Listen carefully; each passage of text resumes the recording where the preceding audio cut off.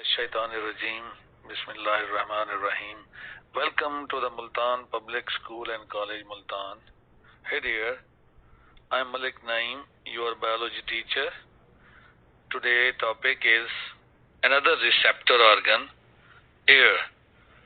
And before going to that, we are going to make a short review of the two questions related to the structure of eye. Then the structure of air, external, middle and inner air, the process of hearing, and then at the end there will be functional detail of the air. To talk about Ibn al-Hatham, that we pronounce as Ibn al-Hasham. Sheen is not there in the Arabic language, so we will call it as Ibn al-Hatham. He was an Arab scientist and he wrote a famous book of optics. In this book he has described the medicines and the surgery of the eye, the process of sight, structure of eye and image formation in the eye. If you are asked to write few lines about Ibn al-Hatham, you should write these three important things. In short question, dear student, you know at least three keywords are used that give you the maximum marks. Otherwise, you give prerogative to the examiner that he is going to cut your marks. Now, second question is about owl can see at night, but not during the daytime. The reason for this is owl has less number of cone cells that cannot differentiate in the bright light, and owl has greater number of rod cells that help it to see clearly and greater vision at night. The animals that make prey during the night time, which are called nocturnal animals, they have more rod cells in their eyes. So now let's move to the structure of the ear. Ear is a receptor organ that helps us in hearing and maintain the balance of the body and equilibrium in the body. There are three main parts of the ear. External ear that consists of pinna, auditory canal and eardrum. Tympanum. Eardrum is called tympanum. Middle ear, that is a chamber that contain three small bones in it, like malleus, incus and stapes in a series, starting from eardrum to the inner ear. And it communicates with the nasal cavity as well.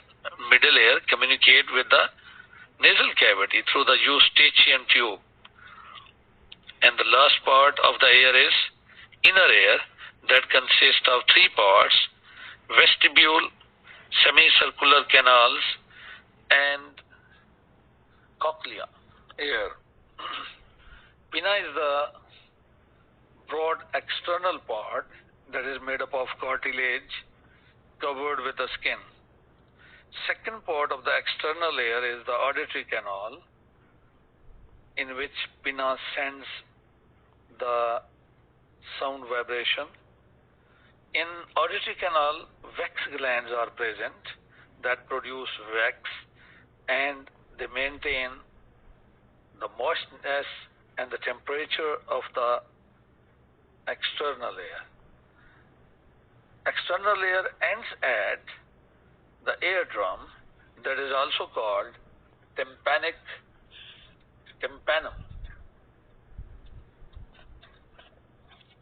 Now, the middle ear, which has three bones in it, malleus, incus and stape, the smallest bone of the human body is also called the stape. Malleus is attached with the eardrum, whereas the stape is in connection with the oval window that separates the middle ear from inner ear. There is a eustachian tube in the middle ear.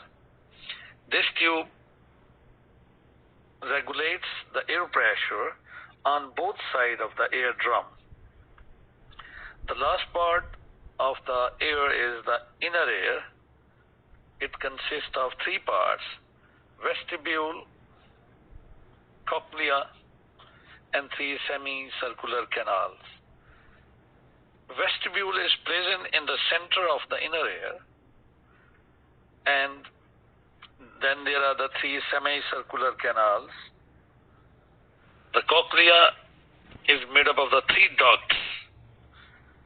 Sound receptor cells are present within the middle duct of the cochlea, and from here the sensory neuron carry the message to the brain through the auditory nerve. I'm going to discuss the process of hearing. Sound vibrations are collected by the pinna, then sent into the auditory canal, as you are seeing in the slide. Then these vibrations produce vibration in the eardrum, the tympanum, which in turn stimulate three bones, malleus, incus, and stape, and through the oval window, the sound vibration enter into the fluid-filled middle duct of the cochlea, in which receptor cells are stimulated, and these create or generate a nerve impulse, which travel to the brain and is interpreted as sound. The next question is the functions of the brain. There are two functions of the brain. It maintains the balance of the body, which is maintained by the three semicircular canals, which contain nerve cells, and that can detect any movement in the head region when we move our head left or right, above or below. They are detected by the nerve cells and fine hair present on the semicircular canal, and they detect it and send it in the form of nerve impulse. Then in the vestibule, it can detect the change in the body position or the posture, and then neuron carry these sensation to the cerebellum through the auditory nerve. Dear student, at the end of lecture today, we are going to discuss the thunderstorm. Thunderstorm is characterized by the lightning and thunder. Lightning is caused by the electrical charges. Yes? These electrical charges are due to the movement of water droplets or the crystals of the ice that are carried by the wind. When they just rub on, they produce electrical charges. And then there's a sudden increase in the temperature due to this rubbing of action, and the pressure develops that produce a rapid expansion of the air, resulting in the thunderstorm. Dear students, at the end of this lecture, I'm going to give you some home task. You will write the different parts of the brain, their functional detail, and also how the process of hearing is completed.